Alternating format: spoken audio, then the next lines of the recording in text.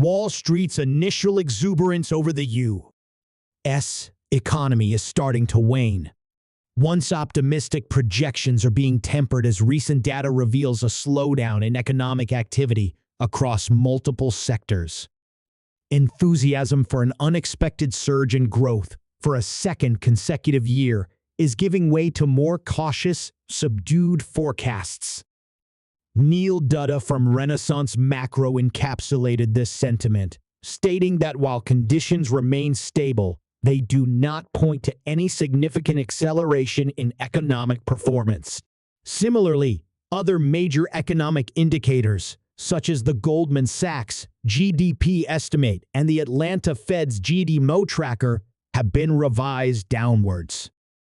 The reality of a cooling economy is being reflected in various metrics, including manufacturing activity, job growth, and retail sales.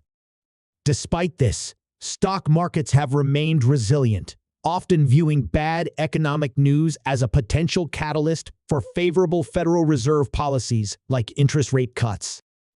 This paradoxical situation raises a critical question. In a world where weaker economic data might boost stock performance, how should investors and policymakers navigate these contradictory signals? Welcome to Global Economic Drops, where we bring you simple summaries of important daily and weekly economic news from around the world. Our mission is to simplify the economy and help you navigate the treacherous waters facing investors today. So, before we get into today's videos, hit that subscribe button and turn on post notifications by clicking the bell icon. And if you find our news briefs valuable, don't forget to hit the like button. Leave a comment down below telling us just what you think is going on with the state of the world, and share this video with a friend or two so that you can all stay updated together. Thanks for watching, and now let's dive into it. Wall Street's initial optimism about the U.S. economy is rapidly diminishing. Recent economic data shows a cooling in activity across various metrics, leading to a more restrained outlook. The shift from an unexpected acceleration to cautious forecasts has dampened hopes for robust economic growth for a second consecutive year. Renaissance Macro's Neil Dutta expressed this tempered enthusiasm, noting that while the current economic conditions are stable, they do not suggest a meaningful acceleration. Goldman Sachs, which had been one of the most bullish on the economy's prospects, recently adjusted its second quarter GDP growth estimate down from 3.2% to 2.7% due to weak spending momentum. Similarly, the Atlanta Fed's GDMO tracker, which had indicated a growth rate above 4% at the beginning of May, has now been revised down to 1.8%. These downward revisions highlight the growing consensus that the economic momentum is slowing. A new reading from the Institute for Supply Management, ISM, showed manufacturing activity fell further into contraction in May, with the PMI dropping to 48.7 from 49.2, lower than the expected 49.5. This decline in the ISM Manufacturing Index, which had briefly entered expansion territory in March, underscores the sense that the economy is losing steam. Thomas Ryan from Capital Economics noted that the falling miss add to the narrative of a slowing economy. This is not an isolated trend. Early May saw the April jobs report revealing weaker than expected job growth and an unexpected rise in the unemployment rate. This was followed by softer than anticipated retail sales in April and a reduction in the first quarter economic growth estimate due to lower consumption. These indicators collectively suggest that the economic expansion is cooling. Interestingly, the stock market has largely shrugged off these signs of economic weakness.